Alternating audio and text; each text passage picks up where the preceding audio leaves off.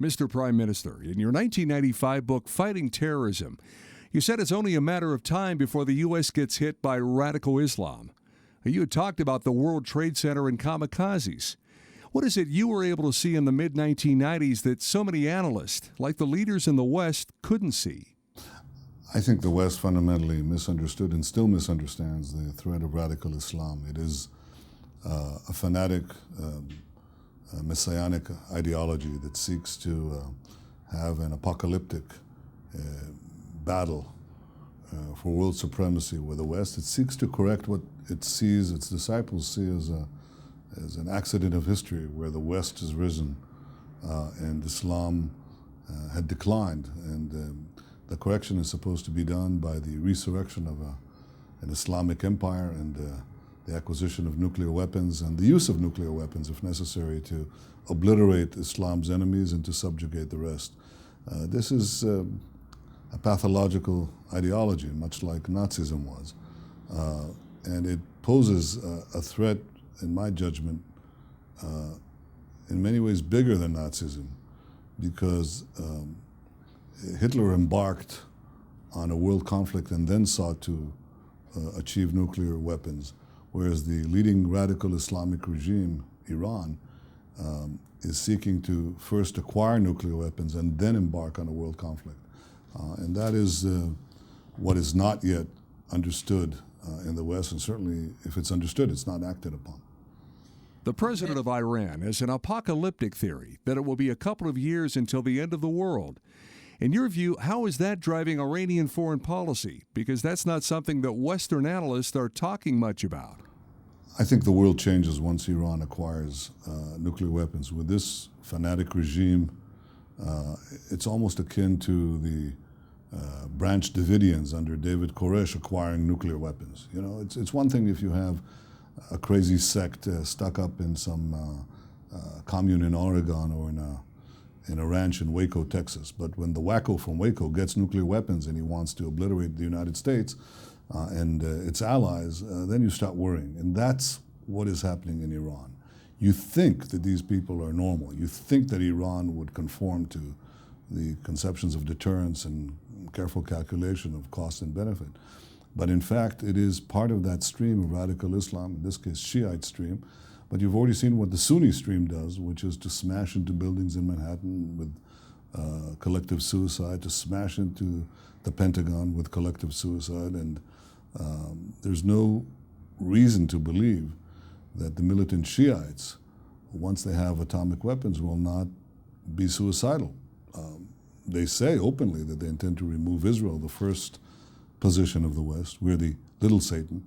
But remember that their goal is to get the United States, the big Satan. We're just a station, one station on the way to world conquest. And to have such a regime that believes in an apocalyptic Armageddon with the West, in which millions will die on both sides, but the Muslim millions go to a Muslim heaven with all the trappings, to have that crazy ideology in charge of a country that is developing atomic weapons is unbelievably dangerous, and it should stop. Everything else is secondary to this. I find it hard saying this because I said in the early 90s that the radical Muslims would bring down the World Trade Center, and the response was no response at all. And I'm saying here now, in the beginning of the first decade of the 21st century, that the world faces an enormous danger should Ahmadinejad's Iran acquire atomic weapons. It's not merely a danger to my own country, and for the reasons of full disclosure, I tell you, yes, it is a danger to my own country, but it's a danger to my own country the way Hitler was a danger to the Jews. Yes, of course, he went after the Jews, but then he went after everyone else, and that's exactly what you have with Iran. It has to be stopped now. Can you negotiate with or even successfully deter someone who believes that it is his God-given mission to eliminate millions of people? No, it's very hard to rely on deterrence. It is not the same as Soviet Russia. It is not the same as China or India or any one of the nuclear powers today, that you're fairly comfortable understanding that they think in terms of cost and benefit. In the case of a religious, extreme religious cult, that has no such calculations, you could in fact face a suicidal regime. And therefore you can't rely on deterrence. You should work on prevention. That is, preventing them from acquiring the weapons of mass death. How much time does the West have to make a decision to act decisively to stop Iran? Not much. We're running out of time. I can't tell you if it's a period of months or a few years. It's certainly no more than a few years. Natan Sharansky tells a story about when a couple of years ago you sent him back to Moscow to meet with then KGB chief Vladimir Putin to talk about this specific threat. Why did you send him? Because this relationship takes Russia and Iran to a new level. I think there's a fundamental contradiction in Russia's policy. On the one hand, it gives free rein, or almost free rein, to Iran, giving it political support, giving it anti-aircraft weapons and so on, vetoing stiff measures in the Security Council. But on the other hand, it's building inadvertently a powder keg that could explode the soft underbelly of Russia. Its own Muslim populations and the Muslim republics, former Soviet republics, that gird Russia's southern belly. So I think this is a big mistake. I think nuclear weapons in the hands of an Iranian fervently Islamic regime is a danger to Russia. But Russia is perhaps acting on short-term gains at the cost of long-term interest. And this is something that I wanted to bring to their attention when I asked Sharansky to go there. It's something that I sought to deal with by getting the U.S. administration at the time to apply sanctions on Russian companies and the Russian government itself for selling ballistic and nuclear technology to Iran. We were unsuccessful then because the U.S. did not focus on this. And the question is, what will the U.S. do today? It has probably in Washington today, I think, a clear understanding of the dangers. But understanding, there are really two steps here. One is understanding, three. One is understanding the danger. Two is preparing a response to it. And third is acting. And of all the things that are difficult for statesmen and political leaders, preemption is the hardest, because you can never prove what would happen if you don't preempt. So it had the West preempted against Germany in the 1930s, there would have been a lot of controversy and a lot of argument against excessive violence. But of course, millions, tens of millions of people, let alone 6 million Jews, would have been saved. And it's the same thing today. To take strong action against Iran, first in the form of sanctions, and second, if those don't work, using other means, is something that would be criticized, perhaps severely criticized. By the way, less so in the Arab and Muslim world. They just want it to happen. They're begging it to happen. But in the sort of polite, politically correct opinion salons that never get it right, in the West, you'd be criticized, but you'd be saving the world and probably saving millions and millions of lives. So what's Putin's objective in your assessment of him personally, of where he's taking Russia in submarines, missiles, and nuclear technology? I think it's very clear that there's a monetary gain in the contact with Iran. I think it's folly to take a perspective of short-term financial gain at the expense of your vital strategic interests, like the survival of your cities. That is not a good trade-off. And I think that it would be prudent for Russia to take a second look. It may not. So the U.S.-led action should take into account the fact that the U.S. will not have Russian support, will not have Chinese support. Then there are things that could be done to put pressure on the Ahmadinejad regime today that doesn't require anything. It doesn't require governments. It requires pension funds to stop giving companies, to withdraw their funds from companies that invest in this apartheid and rather this genocide regime of Iran, just the way they stopped investing in the apartheid regime of South Africa. That would create a snowball effect that would seriously pressure the regime. So these things, non-governmental and governmental sanctions and governmental action, whether you have a common front with Russia and China or without them. That is what leadership is about today. You have to act in time before the radical Muslims arm themselves with atomic bombs. On the radical Islam side, Hezbollah, Hamas, Syria, and their relationship with Iran, are you looking at a war here in 07 or 08, whether it's the apocalyptic version that Iran is preparing for or something intermediate? I think a repeat of the Second Lebanon War would only happen if it's in Iran's interest. That is, I think their interest right now is just to proceed to complete their nuclear program, and they don't want anything to interfere with it. So I'm not sure that they would use their proxies, Hezbollah in Lebanon or Hamas in Gaza, to activate another war. That may not be in their interest if they think that such a war could escalate to an armed activity against Iran. So I don't necessarily think that they'll pull this lever. On the other hand, they might want to, if pressures accumulate on the Iranian nuclear program, they want to deflect pressure. But on balance, my guess is they'd be very careful right now. They want to concentrate on completing their nuclear program, because once they have that, then they could threaten the West in ways that are unimaginable today. They could take over the Persian Gulf on all its sides and take control of the oil reserves of the world, most of them. They could topple Saudi Arabia and Jordan in short order, and of course Iraq. All your internal debates in America on Iraq would be irrelevant, because a nuclear-armed Iran would subordinate Iraq in 2 seconds. And of course, they threatened to create a second Holocaust in Israel and proceed on their idea of a global empire, producing 25 atomic bombs a year, 250 bombs in a decade, with missiles that they're already working on. They want to develop to reach the eastern seaboard of the United States. So this is something that just everything else pales in comparison to this development. This has to be stopped for the sake of the world, not only for the sake of Israel. What do you see as the next step in aggression towards Israel? I don't think necessarily Iran will go through another exercise with Hezbollah or Hamas. It may ignite itself, but I don't think they'll necessarily ignite it unless they think it helps deflect attention to their nuclear program. If in fact it gets attention to draws attention to their nuclear program, that's the last thing they have in mind. In other words, what will happen, because Hezbollah is a wholly owned subsidiary of Iran, and Nasrallah doesn't decide on anything. It's decided in Tehran.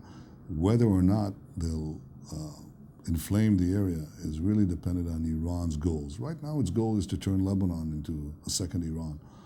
That's what they're concentrating on. I'm not sure they'd want another exchange with Israel necessarily. They will if they think it helps the Iranian nuclear program. They won't if they don't think that. In a survey for the book Epicenter with John McLaughlin as pollster, 52% of Americans say that they believe the rebirth of Israel in the modern era is a result of Bible prophecy. In your own assessment, and you served as Prime Minister of Israel, is Israel simply a political recreation of political Zionism, or do you also see it in biblical or prophetic terms? Well, I'm not an Orthodox Jew. Although I have respect for our traditions, but those traditions have had a tremendous thrust in our history, because you have to ask yourself, how is it that the Jews were able to really to resist the iron laws of history? That you had a lot of people who were exiled. In fact, most peoples in the world were either exiled or conquered, or all the ancient nations, most of them, something happened to them that they were dispersed, or they were conquered, or they were decimated. And so the Jews were not any different in that sense. But what is different about the Jews is that they refused to conform to the patterns of destruction and disappearance that afflicted other nations that were overtaken. And in our dispersal, we said year after year, next year in Jerusalem, we want to come back to this land that you see around you.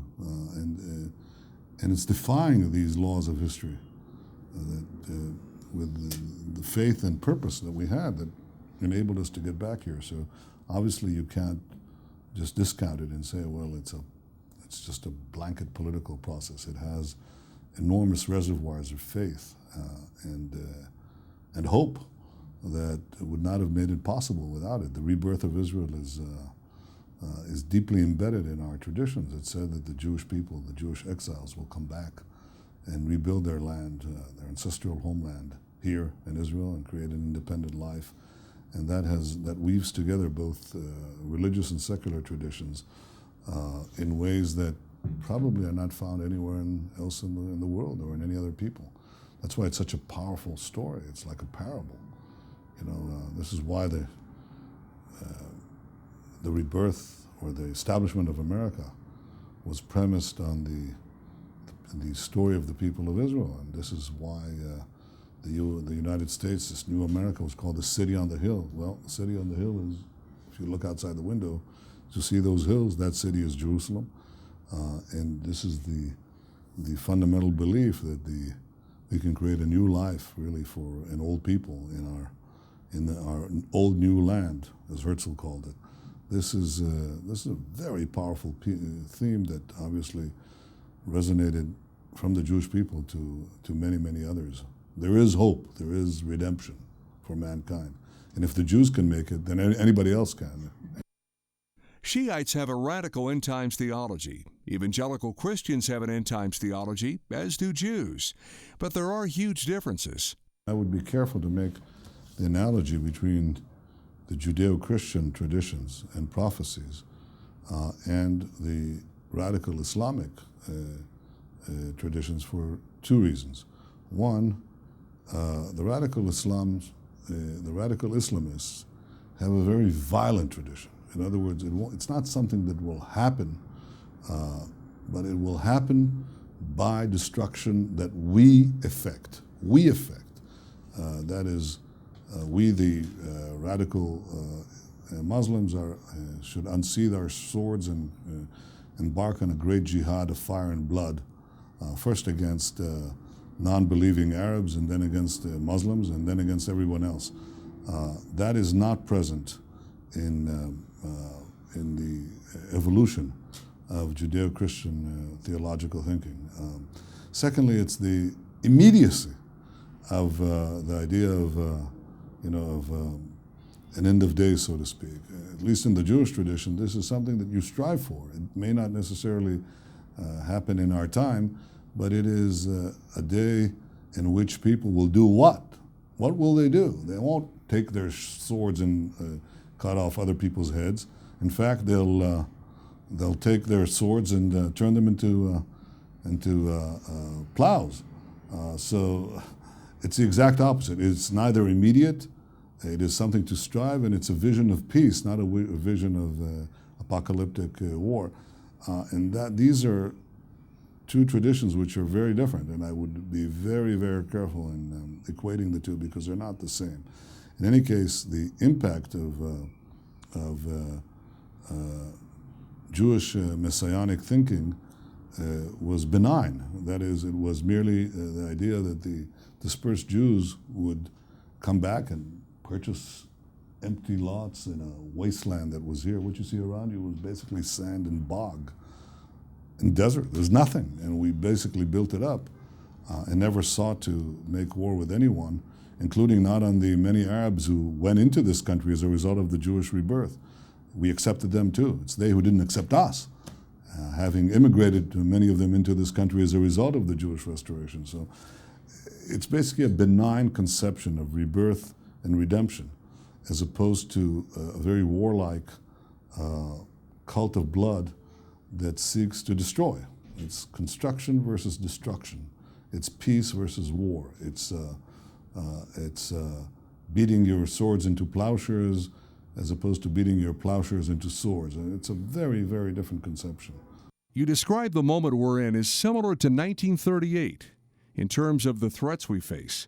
You've continued a movement begun by Menachem Begin in forming an alliance with evangelicals. Where do we go from here? What would you like to see happen? It's important to understand that the partnership between Jewish Zionists and Christian Zionists is actually over a century and a half old. I don't think it's possible to understand the rebirth and growth of Jewish Zionism without the tremendous backing we had in the Christian world. In Britain and in the United States in the 19th century, societies were established to help the Jews come back here. A writer like Mark Twain visited the Holy Land and wrote rather realistically of the forlorn state of the country, saying that it'll only come back to life when the Jews come back here. Queen Victoria in England set up the Palestine Exploration Fund, which was intended to do scientific archaeological expeditions to find out the locations of biblical cities and towns, which, by the way, they did. They too came to the conclusion that the country will only come back to life when the Jews come back here in great numbers. And so this was a background of Christian Zionism that presaged Jewish political Zionism by a full half century. And so this is a very deep partnership which I understand, I respect. And today I see it not merely as a partnership for Israel, that's very clear, but as a partnership for the defense of our common values against those who would obliterate our lives. Now, initially, the danger came from the totalitarianism of Soviet totalitarianism, but increasingly, especially after the demise of communism as a creed, the danger is from militant Islam that seeks to obliterate those values that our traditions hold dear: individual freedom, democratic life, the respect for the individual. These things are anathema to the militant Muslims, and it's not so much that they hate the West because of Israel, it's that they hate Israel because of the West, because we represent to them this hated culture and civilization that they want to annihilate. And of course, they hated the West for centuries before the State of Israel was reborn. So I think there's a natural partnership out there with the citizens of all the democracies. Many of them, especially in Europe, they don't get it. Some of them do. In Eastern Europe, increasingly, they get it. In Western Europe, increasingly, they get it. But in the United States, they get it. The secular and the religious citizens of America, they pretty much get it, and they get it right. There have been tensions for a long time between the followers of Jesus and Jews, but that's in many ways evaporating. How can we continue to help in the last days? Are there specific ways you'd like to see evangelicals do more? The transformation that has taken place in the evangelical community is quite impressive. The first transformation is that it doesn't seek to proselytize among the Jews, it seeks to support the state of the Jews, and that is it's a growing tendency which I think has made a big difference. And secondly, political leaders like myself have said that the greatest partners that we have and the greatest supporters that we have are those who view Israel as an asset in itself, who have a deep attachment to it, and unquestionably those include first and foremost the evangelical community, which is in the United States and Northern Europe and Scandinavia and probably in 17, 18 countries and growing. And I think that that setting aside the theological hair-splitting about what will happen in the end of days and focusing on what we have to do in these present days has been the source of great support. And I think that this should radiate beyond the evangelical community to the non-evangelical community, because it's the same thing when these terrorist bombs of militant Islam hit Israel. They don't distinguish between religious and secular, between left and right. To them, we're all